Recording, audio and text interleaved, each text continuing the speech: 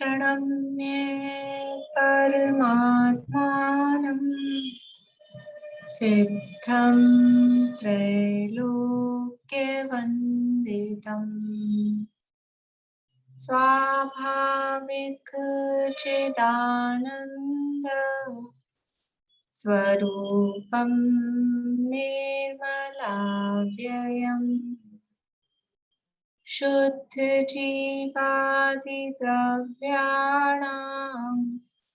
देशिकं च जिनीश्वरम् द्रव्यसंग्रहसूत्राणां वृत्तिं वक्ष्ये समासुतम् जीवमजीवमदग्मम्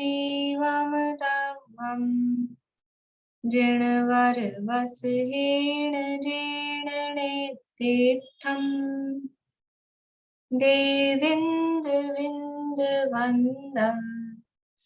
वन्दे तं सर्वदा शिरसा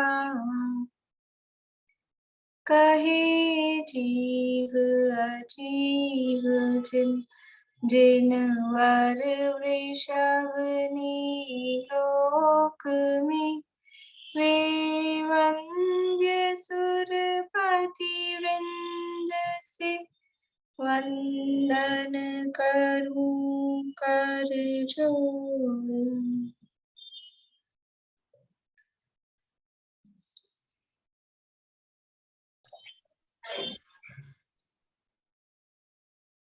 वृहद द्रव्य संग्रह अपना चल रहा है और इसके अंतर्गत यहाँ अपना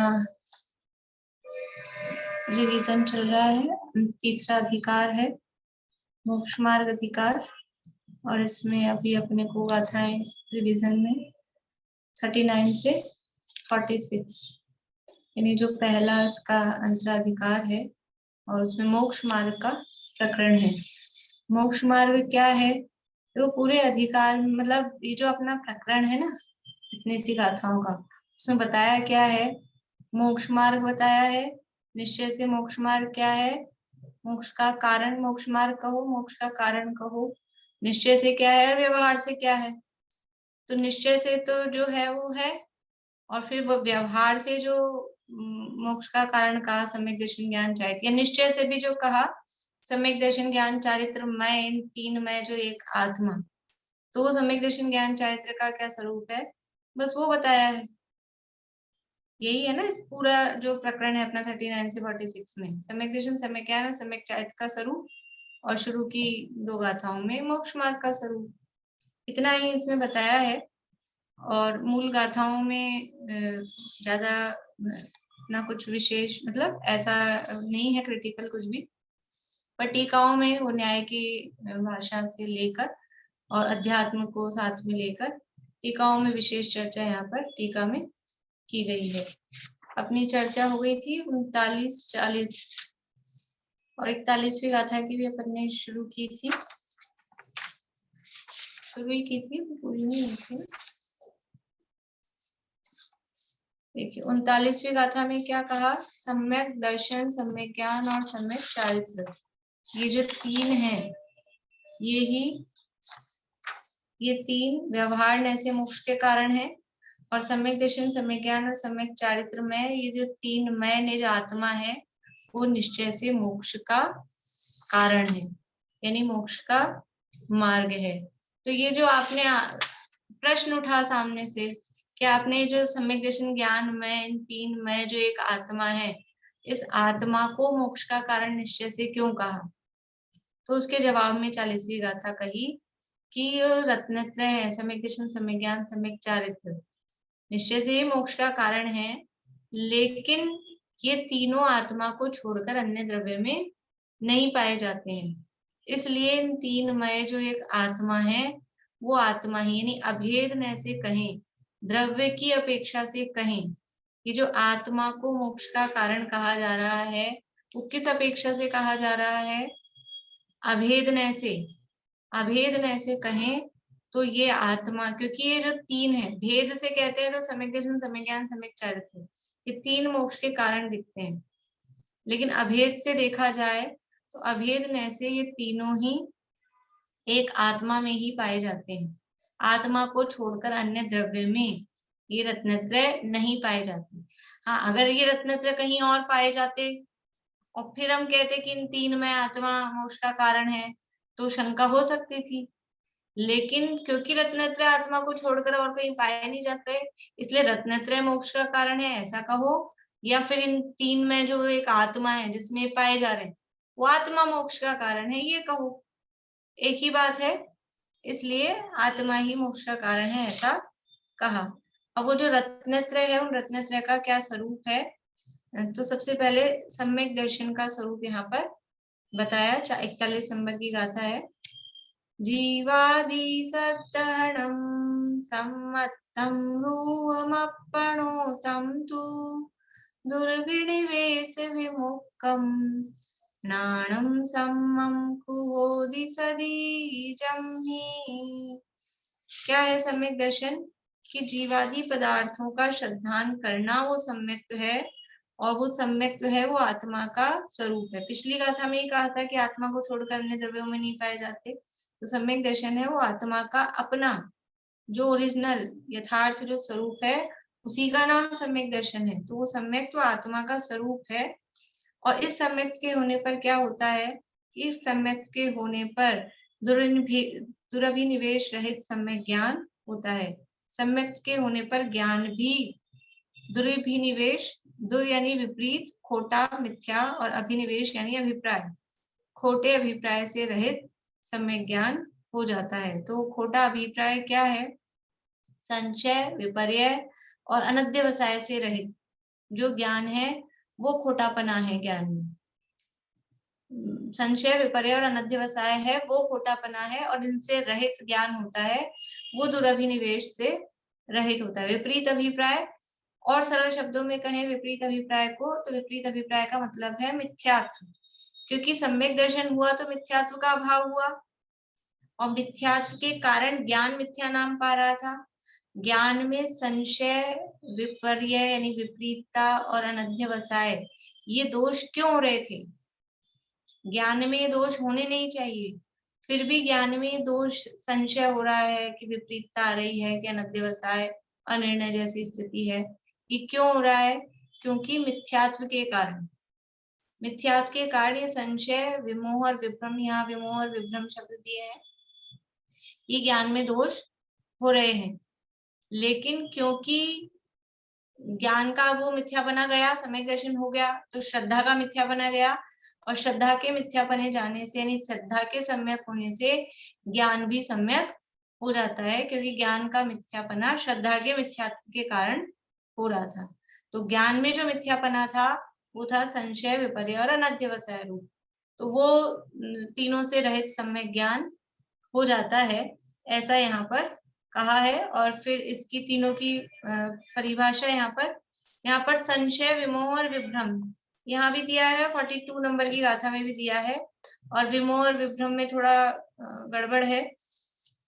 गड़बड़ मतलब यहाँ पर जो विभ्रम दिया है वो 42 नंबर की गाथा में विमोह दिया है। तो वैसे तो विमोह यानी अनध्यवसाय होना चाहिए, विभ्रम यानी अनध्यवसाय, और विमोह यानी विपर्य। देखिए, एक तो 188 पेज पे दी है परिभाषा, और एक दी है 260। 188 पेज पे देखिए और 260 पेज पे देखिए।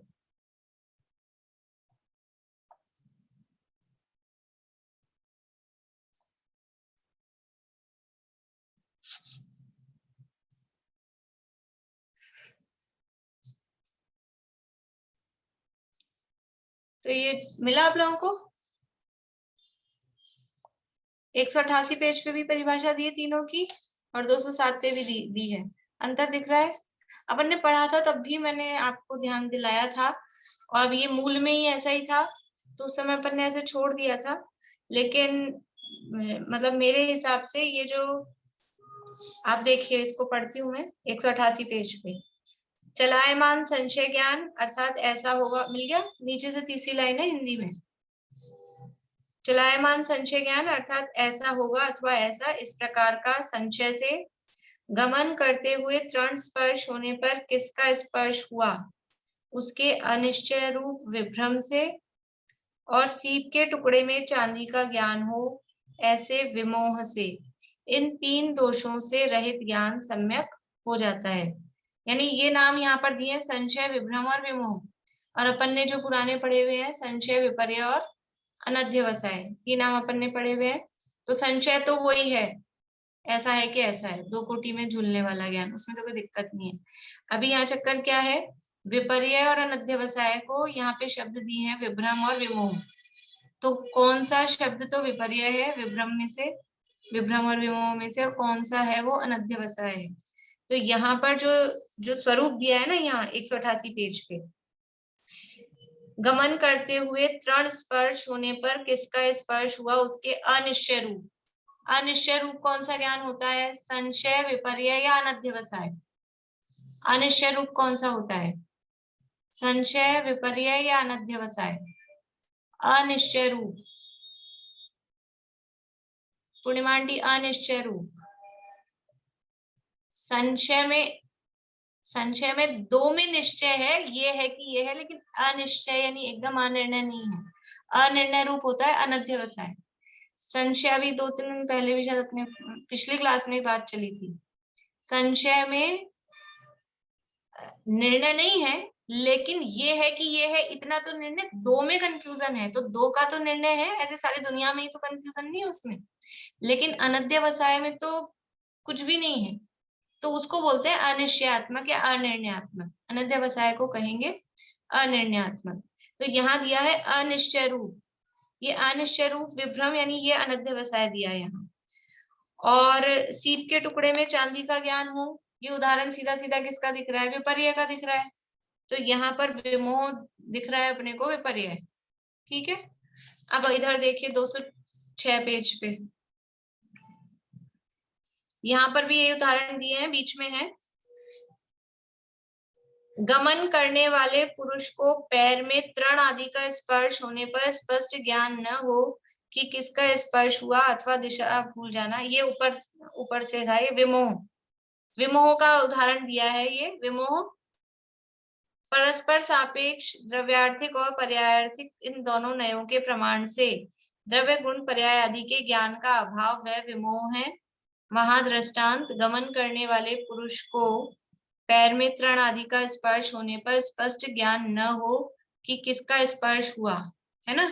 ये कौन सा हुआ, किसका स्पर्श हुआ, ज्ञान नहीं हुआ, अनध्यवसाय।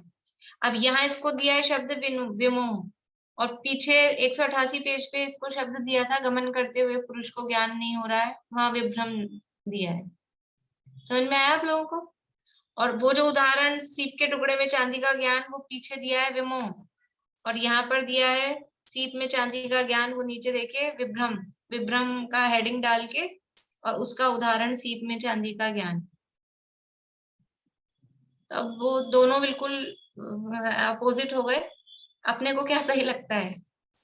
संस्कृत में भी ऐसा ही है, संस्कृत में भी देखा तो ऐसा ही है, इसलिए या तो कुछ मिसप्रिंटिंग हुई है, तो जो मतलब मैं अपने हिसाब से बता रही हूँ, और मैंने उस समय भी कोई जवाब मेरे को मिला नहीं था, पूछने की कोशिश की थी, अभी भी मैं और कोशिश करूंगी और कोई संस्कृत वालों से देख के। लेकिन जो विभ्रम है वो विपर्य से ज्यादा निकट का लगता है, और विमोह है वो अनध्यवसाय के निकट का लगता है, ऐसा ही लगता है अपने को अर्थ से। तो आप अभी उस हिसाब से ही उसको करेक्ट करके रखना। बोलो प्रीति। हाँ भाभी, शायद 6 डाला में भी यही है ना इसका अर्थ, विमोह का अनध्यवसाय है और विभ्रम का। हाँ, 6 डाला में भी वही है, और अपन ने पढ़ते समय भी पता नहीं इसमें फिर करेक्शन करना, मतलब देखा तो था ये चीज मैंने, तब भी मैंने ध्यान बताई भी थी, लेकिन वो ऐसा कुछ लिखना या कुछ करेक्ट करना इतना वो नहीं रहा, शायद उसको छोड़ दिया था अपन ने कि देखेंगे और पूछेंगे ये करके। तो मेरे हिसाब से इसको, वो जो पीछे वाला है ना, वो पीछे वाले को सही कर लें अपन, 188 पेज वाले को, और उसको जो विभ्रम दिया है ना, जहां पर किसका स्पर्श हुआ उसके अनिश्चय रूप, उसको विमोह कर लें, और सीप के टुकड़े में चांदी का ज्ञान, उसको विभ्रम कर लें। तो वो बराबर दोनों जगह एक सा हो जाएगा। नहीं तो वो नोट्स में भी ठीक कर ले, नोट्स में भी मैंने वैसे ही लिख दिया है जैसा टीका में लिखा था। पढ़ते समय तो जरूर ध्यान गया था, नोट्स बनाते समय तो क्या होता है बहुत बहुत दिन का गैप हो जाता है मुझे, तो वो ध्यान ही नहीं पड़ता है आगे पीछे का क्या हुआ। और भी आप लोग पढ़ रहे हैं अभी नोट्स बारीकी से, तो कुछ भी ऐसा लगता हो ना आप लोगों को, ये भी प्रीति ने ध्यान दिलाया कि दोनों जगह अलग अलग परिभाषाएं आ रही है, तो कहीं भी आप लोगों को ऐसा लगता हो तो आप मुझे जरूर बता दिया करें। लिखते समय भी 42 गलतियां हो जाती है। 42वीं गाथा के अनुसार सही है ना, वही रखो अपन बस। हाँ हाँ, वो 41वीं में जो बुक में ही अपन वहीं पे थोड़ा सा कर लेना वो पढ़ते समय, वरना वो वही पढ़ने में आ जाता है फिर, अगर करते नहीं है ना जब सही, तो एक बार उसको विमोह को विभ्रम, विभ्रम को विमोह ऐसा करके रख ले पेंसिल से। फिर और कोई विशेष कभी कुछ पता लगेगा तो और विमोह को लिख। विभ्रम करूं? 41वीं में, है तो 41। विमोह, है तो विमोह को विभ्रम करना। हाँ, और विभ्रम को विमोह, वहाँ 188 पेज पे।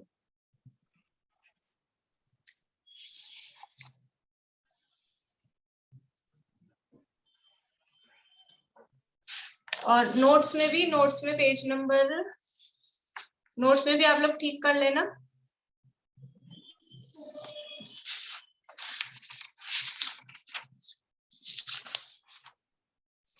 ये आएगा पेज नंबर 557, 41वीं गाथा का। लिस्ट नहीं है अपने पास रमेश। उसमें ठीक कर लीजिएगा आप लोग। मैंने नीचे अनध्यवसाय और विपर्य तो लिखा, लेकिन ऊपर वो विभ्रम और विमोह ही लिखा है ना, तो वो उल्टा होगा उससे फिर वापस, उसको ठीक कर लें। अभी पेंसिल से ही करें, फिर और अपन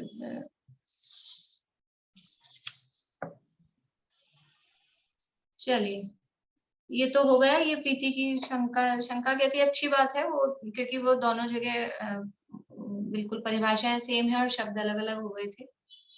आप लोगों को और किसी को कुछ पूछना है? विभ्रम की जगह पे विमोह करना। हाँ, 41वीं गाथा में, हाँ 42वीं में विभ्रम, नहीं। हाँ तो हाँ विभ्रम की जगह पे विमोह करूं। हाँ हाँ।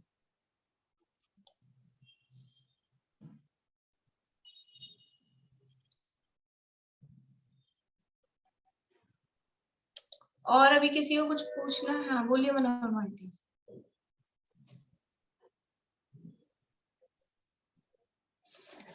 वेदक यानी क्षोभ सम्यक दृष्टि होता है। वेदक किससे कहते हैं? वेदक सम्यक दृष्टि, हाँ शिवोपम सम्यक दृष्टि को वेदक सम्यक दृष्टि कहते हैं।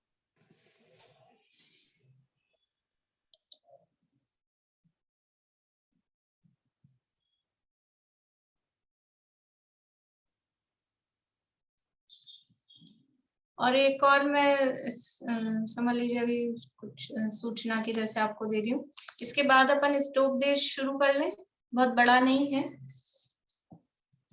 स्टोपदेश और समाधि तंत्र एक साथ में है, पूज्यपाद आचार्य का है। तो इसके बाद में ये अभी तो टाइम लगेगा, लेकिन फिर वो आप लोग एड्रेस भेज दें तो पुस्तकें आप तक पहुंच जाए जिनको चाहिए हो। उसके लिए मैं ये मतलब अभी से कह रही थी कि जिनको बाहर पुस्तकें चाहिए ना, तो दीदी उसमें आप टाइम लघु लगेगा। द्रव्य संग्रह भी तो पढ़ाने की कह रही थी, लघु द्रव्य संग्रह भी तो कह रहे थे हाँ आप। हाँ हाँ, वो भी पढ़ाएंगे, लेकिन वो बुक्स पहुंच जाए ना, वो प्रोसेस में भी तो टाइम लगेगा। आप लोग एड्रेस भेजेंगे, फिर हम आगे फॉरवर्ड करेंगे, फिर वहां से बुक्स डिस्पैच होंगी, फिर आप तक पहुंचेंगी, तो फिर अपने को रुकना नहीं पड़े। उसके लिए मैं बोल रही हूँ कि जिन लोगों को भी फिर पुस्तकें मंगानी है बाय पोस्ट, तो एड्रेस मुझे भेज दें, भेजना चालू कर दें, ताकि फिर आगे प्रोसेस में टाइम लगता है ना, 15-20 दिन, महीना भर तो ऐसे ही लग जाता है इन सब कामों में। ठीक है, अभी अभी तो टाइम लगेगा, लघु द्रव्य संग्रह भी पढ़ेंगे, ये एग्जाम भी होंगे, लेकिन वो सब काम होके फिर तुरंत अपने पास किताबें रहेंगी तो अपन अगला ग्रंथ शुरू कर सकेंगे। हाँ, अभी किसी को कुछ नहीं पूछना तो अपन पढ़ें सामान्य रूप से जैसे पढ़ रहे हैं। फिर 42वीं गाथा में अपन ने ये कहाँ तक पढ़ा था? 42 तो पढ़ी ही नहीं थी ना, 41वीं तो पढ़ रहे थे, 42 तो अभी खुल जाती है। 41वीं गाथा पढ़ रहे हैं ना।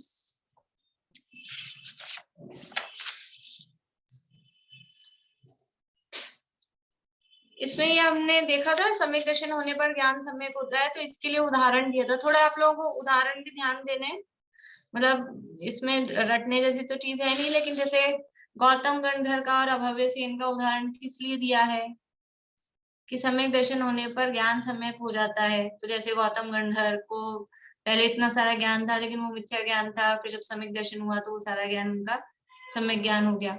और सम्यक दर्शन नहीं होने पर जो ज्ञान है, खूब सारा ज्ञान हो तो भी वो मिथ्या ज्ञान है। तो उसके लिए साथ में अभव्य सेन का दिया कि उसमें कितना भी अंगों का पाठ ही हुआ लेकिन सम्यक के बिना वो मिथ्यात्वी ही रहा।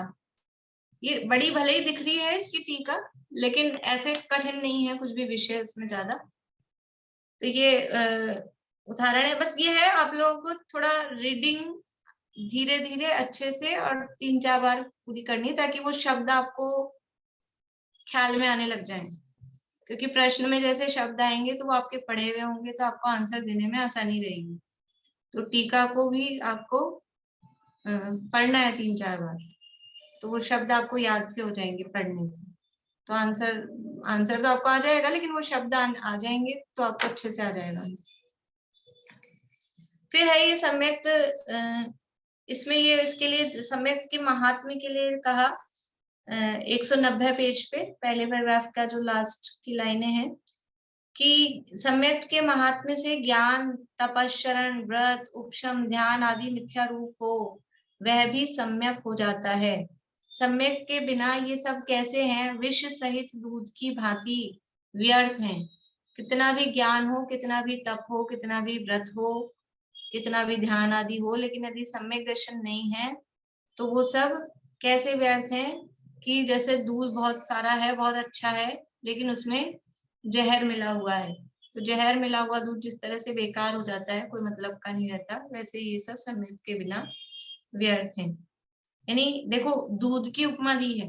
व्रत, तप, उपवास, ध्यान, नियम, संयम जो भी है वो बेकार है, फालतू की चीज है, ऐसा नहीं। जैसे दूध है वो अच्छी चीज है, पौष्टिक चीज है, लेने योग्य है, ऐसे ही व्रत, तप आदि भी करने योग्य है, उसका निषेध नहीं है। लेकिन कब कि वो सम्यक तो सहित हो तो वो पौष्टिक है, और सम्यक तो रहित हो तो वो जैसे जहर मिला हुआ हो, वो दूध वो पौष्टिक की बजाय वो और मारने का काम करेगा। वैसे ही सम्यक के बिना अगर ये व्रत तप आदि किए गए हैं तो वो आत्मा को मोक्ष मार्ग में पोषण देने की बजाय वो वहां से मारने का काम कर रहे हैं, मतलब संसार की ओर ही धकेलते हैं, इसलिए वो सब व्यर्थ हो जाते हैं। सम्यक तो 25 दोषों से रहित होता है। तो 25 दोषों के नाम मालूम है सबको? कांता आंटी 25 दोष पता है? सम्यक तो जिन 25 दोषों से रहित होता है बता सकते हैं? यही होंगे ना 6 नायक, हाँ 6 नायक, 8 पढ़ा तो था मैंने, 8 मद, 8 मध्य और 3 मूर्ता, मूर्ता और 6 नायतन हो गए, 8 3 11 8 और है 8 मध्य। चलिए अच्छा है, कोई बात नहीं, अभी याद रख देंगे वापस। बोलिए सविता आंटी 8 और क्या रह गए? 3 मूर्ता, 3 हाँ मूर्ता और 8 मद, 8 दोष और 8 नायतन, 25 हो गए। 6 नायतन, 6 6 हाँ 6 नाय हाँ बढ़िया 25 दोष। 25 यानी शंका आदि 8 दोष, 8 मद, 6 अनायतन और 3 मूर्ता, ये हो गए 25। 8 दोष, शंका आदि 8 दोष, 8 मद 2 बार तो 8 है, फिर 6 अनायतन है और 3 मूर्ता। इन 25 दोषों से रहित सम्यक तो होता है। तो यहाँ मूर्ताओं का स्वरूप दिया है, और वो मूर्ता देखो मूर्ता का स्वरूप दिया है कि निश्चय से क्या, व्यवहार से क्या, इस तरह से यहाँ ये स्वरूप दिए हैं। और जो नोट्स में उसको लिखा है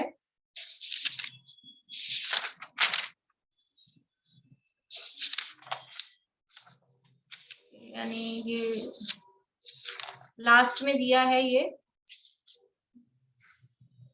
निश्चय मूर्ता त्याग और व्यवहार मूर्ता त्याग। तो निश्चय मूर्ता का त्याग क्यों करना और व्यवहार मूर्ता का त्याग कब करना या किस रूप में करना, वो लास्ट में दिया है।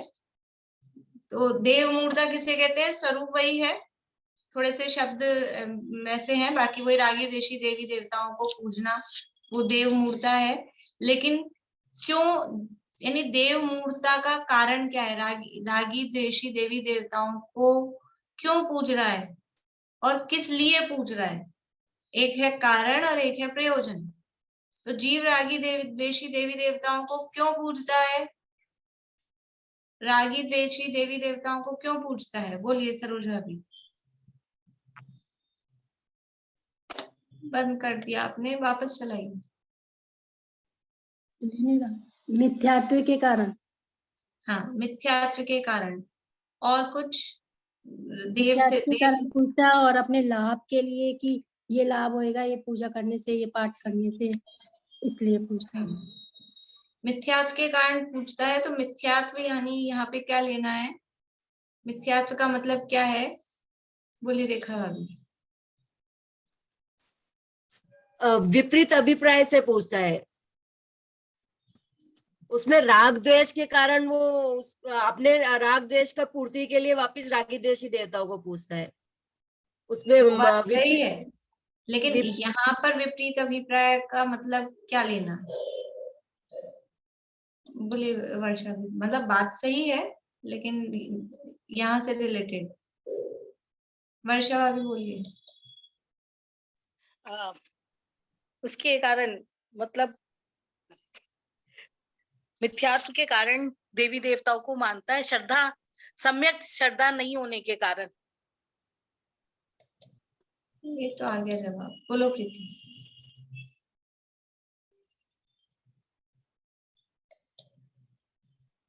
वो सच्चे देव को नहीं जानता, इनको सच्चा देव मानता है, तो वो विपरीत हाँ, अभिप्राय। यहाँ पे मिथ्यात्व क्या है कि सच्चे देवशास्त्र गुरु को नहीं मानना, वो मिथ्यात्व है यहाँ पे। तो क्योंकि सच्चे देवशास्त्र गुरु का स्वरूप नहीं जानता, इसलिए रागी द्वेषी देवी, बात वही है, वो मिथ्यात्व ही है।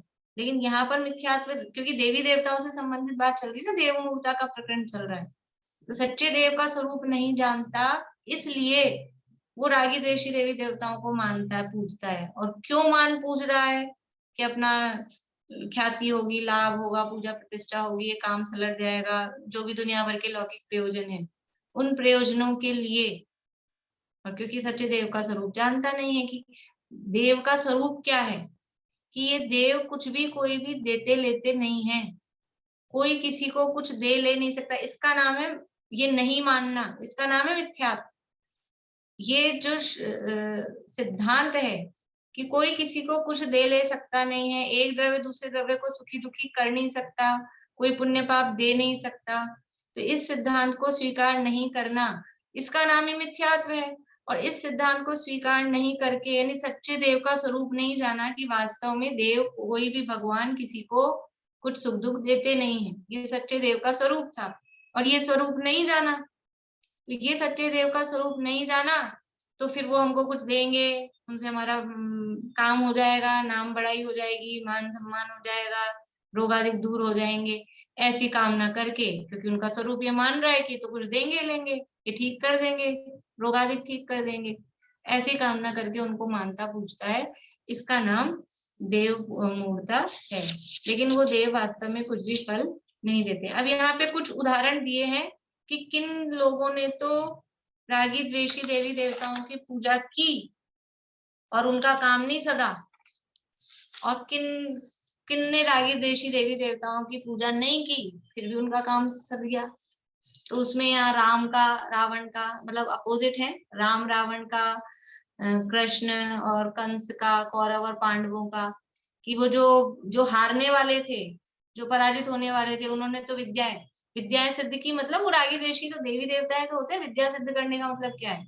वो विद्याओं के अधिष्ठाता देव देवी तो होते हैं, वो सिद्ध कर लेते हैं, तो वो देव उनको उनके हिसाब से वो काम करते हैं। तो वो उन्होंने तो उनकी आराधना की, लेकिन फिर भी क्या हुआ? अंत में हार ही हुई, मरना ही पड़ा उनको। इसलिए उससे कोई प्रयोजन सिद्ध होता नहीं है। ऐसा यहाँ पर उदाहरण देके, पुराणों के उदाहरण मतलब पौराणिक उदाहरण देके ये बात यहाँ पर सिद्ध की है। फिर उसके बाद में है लोक मूढ़ता। लोक मूढ़ता किसे कहते हैं कि जो नदियों में स्नान करना, कि पहाड़ों पर मतलब जो बाहर की देव मूढ़ता है, यानी देव के स्वरूप के संबंध में, और लोक मूढ़ता है जिसमें बाहरी क्रियाओं में जहाँ धर्म मान रखा है, वो सब क्रियाएं वो लोक मूढ़ता के अंतर्गत हैं। तो यहाँ बहुत सारे उदाहरण दिए हैं। नदियों में स्नान, अग्नि में प्रवेश करना, गाय की पूंछ पकड़ के मरना, समुद्र में स्नान करना, जल प्रवेश करके मरना। तो ये दो चार बार आप लोगों को इसको पढ़ना है। इसमें से आपको अब प्रश्न तो इसी तरह के बनेंगे ना, भी आपको दे दिए जाएंगे नाम, फिर अब इसमें से ये देव मूढ़ता है कि लोक मूढ़ता है, क्या है, तो आपको थोड़ा सा उदाहरण ध्यान रखना है। कठिन नहीं है चीजें, सरल ही है ऐसे, लेकिन वो पढ़ेंगे तो याद रहेगा, नहीं तो कंफ्यूजन होता है। ये लोक मूढ़ता जैसा भी लगता है, देव मूढ़ता जैसा भी लगता है, ऐसा हो जाता है। तो थोड़ा सा ध्यान से पढ़ना है आपको बार बार। फिर इसी तरह से समय मूढ़ता। तो समय का अर्थ यहाँ क्या किया है? समय का अर्थ यहाँ पर यद्यपि समय का अर्थ मत सिद्धांत होता है, लेकिन यहाँ गुरु मूढ़ता के अर्थ में भी समय को लिया है, वेशधारियों को।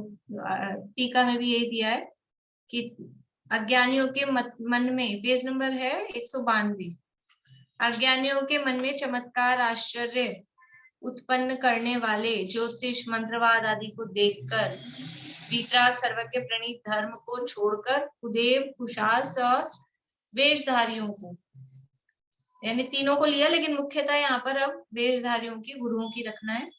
वही भय, आशा, स्नेह, लोभ से, देखो जो भी मूढ़ता है, चाहे देव मूढ़ता है, चाहे गुरु मूढ़ता है, चाहे लोक मूढ़ता मतलब समय मूढ़ता है, चाहे लोक मूढ़ता है, कोई सी भी मूढ़ता है, उसका प्रयोजन क्या है?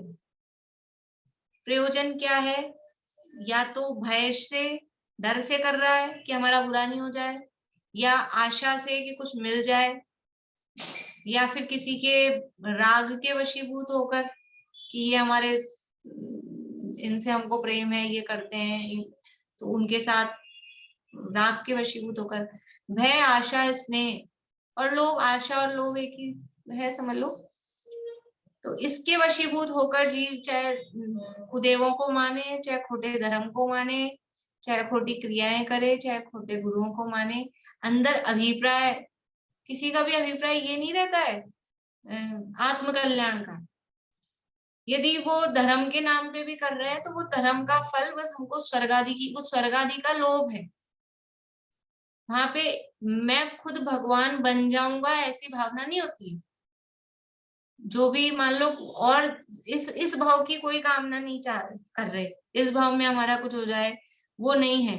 तो अगले भाव की इच्छा है, अगले भाव की इच्छा से कि अगले भाव में हमको स्वर्ग आदि मिलेंगे, तो वहां पे भी कुछ ना कुछ आशा या लोभ ये है। या फिर इस भाव में हमारा बुरा नहीं हो जाए, तो इस भाव संबंधी भय है, इस भाव में अच्छा हो जाए तो इस भाव संबंधी आशा है। तो कुछ ना कुछ उसके पीछे अंदर गहराई में जाएंगे, तो भय, आशा, स्नेह, लोभ, यही उसके अंतर्गत अपने को उसका प्रयोजन दिखाई देगा।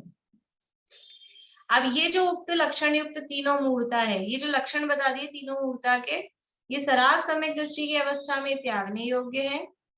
और आगे लिखा वीतराग सम्यक की दशा में,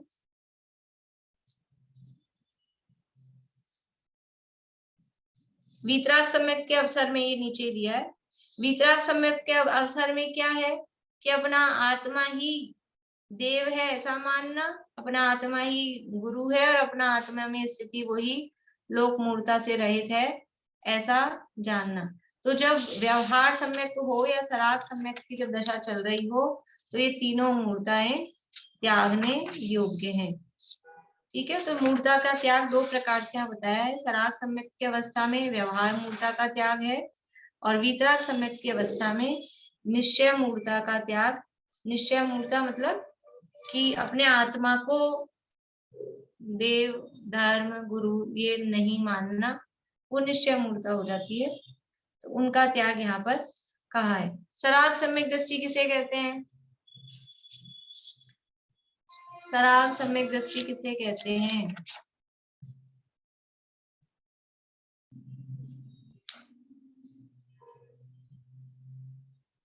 बोलिए स्मिता आंटी। सराग सम्यक दृष्टि और वितराग सम्यक दृष्टि। 3 कसाय चौकड़ी के उसमें मतलब 3 कसाय के 1 कसाय रही है वो तो सराग हो गई, और 3 कसाय जो वीतराग रूप हुई है वो वीतराग, मतलब 3 कसाय का जो अभाव है वो तो वीतराग रूप है। सम्यक दृष्टि के 3 कषाय का अभाव है?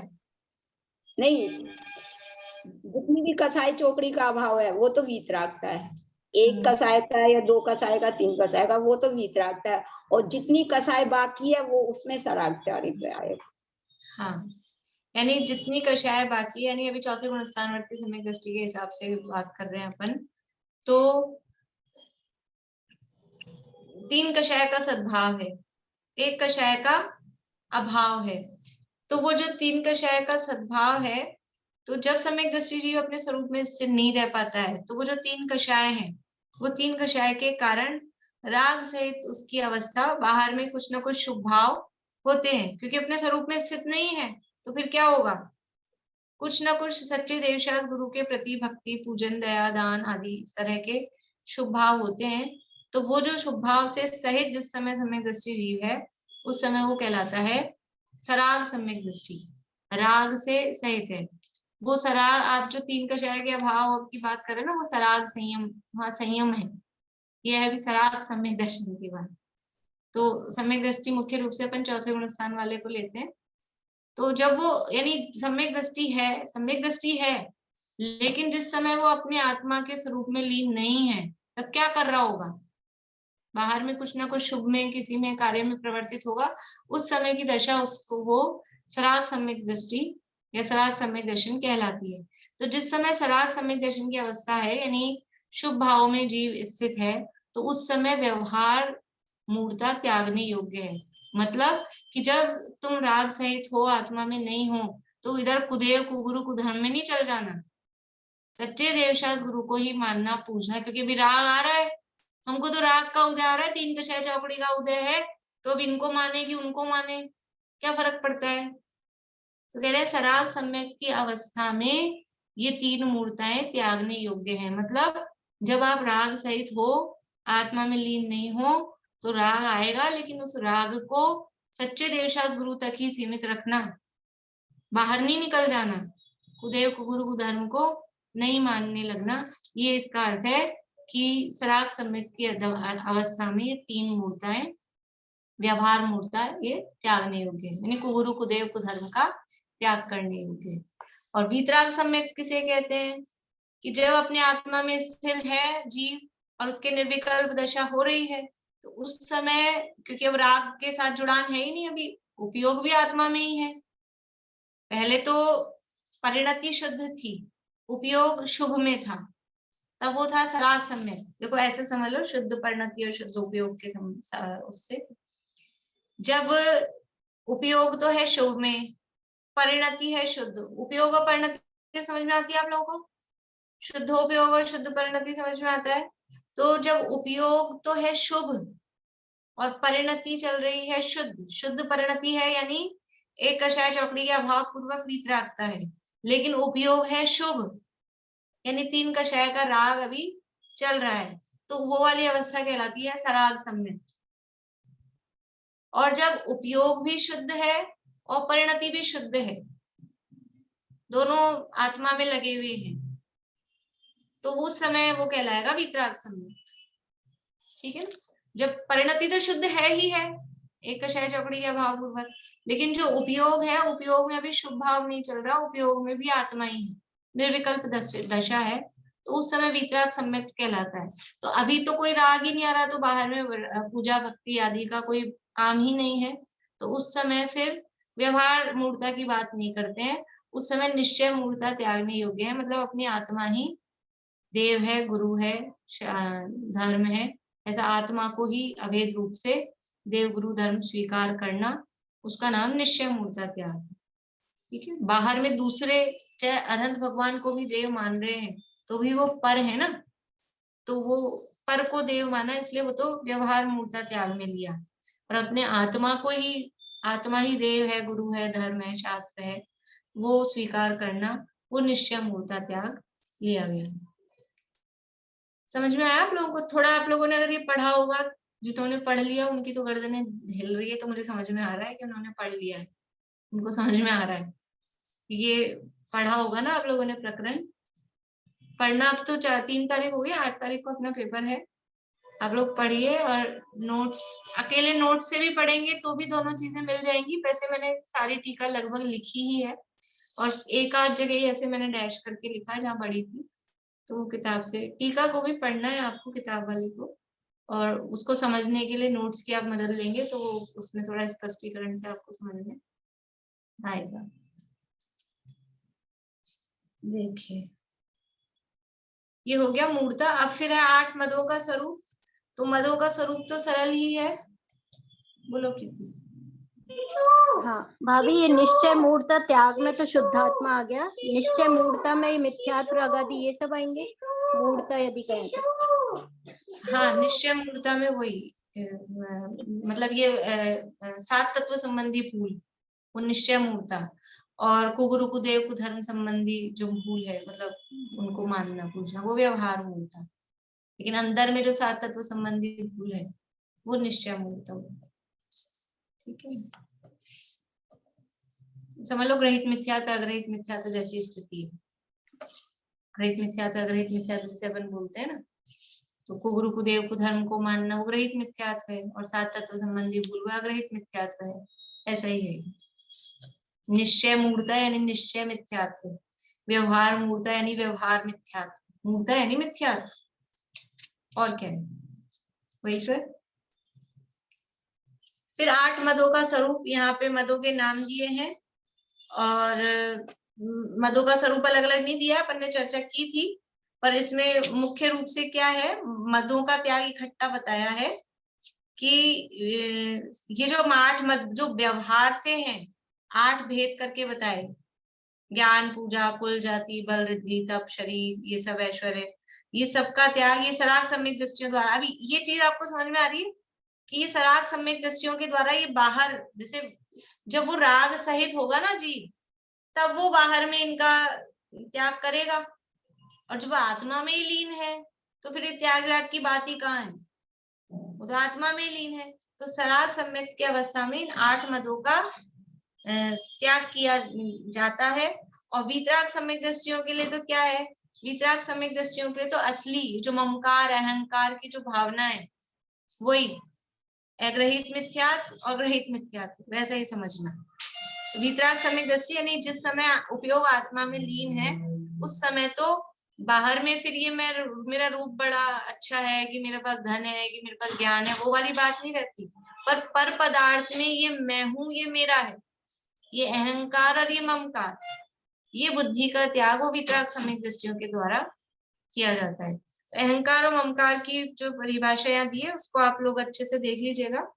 ममकार और अहंकार का लक्षण क्या है कि कर्म जनित, पेज नंबर 193 बीच में है, कर्म जनित देह पुत्र स्त्री आदि में यह मेरा है, इस प्रकार की बुद्धि वह ममकार है, और उसमें ही अभेद रूप से गोरा मोटा आदि शरीर में हूँ, मैं राजा हूँ, यह अहंकार का लक्षण है। यानी अहंकार यानी ये मैं हूं, और ममकार यानी ये मेरा है। तो जहां मेरापन आएगा वो ममकार, और जहां मैंपन आएगा वो अहंकार। ये इसमें बेसिक डिफरेंस है। इसके बाद में 6 अनायतनों का। अनायतन किसे कहते हैं? आयतन का मतलब होता है स्थान, और अनायतन का मतलब है कि ये स्थान ही नहीं है, ये सम्यक दर्शन के स्थान ही नहीं है। ऐसा 6 अनायतन तो व्यवहार से आप लोगों को मालूम है 6 अनायतन कौन से हैं? बोली चमेली आंटी, 6 अनायतन कौन से हैं?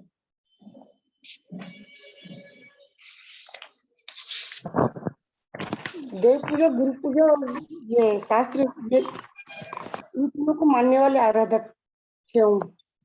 पहले क्या बोला आपने? देव पूजा, गुरु पूजा, शास्त्र पूजा, इन तीनों को मानने वाले। तो पूजक और मानने वाले में क्या अंतर हुआ? वही तो हुआ।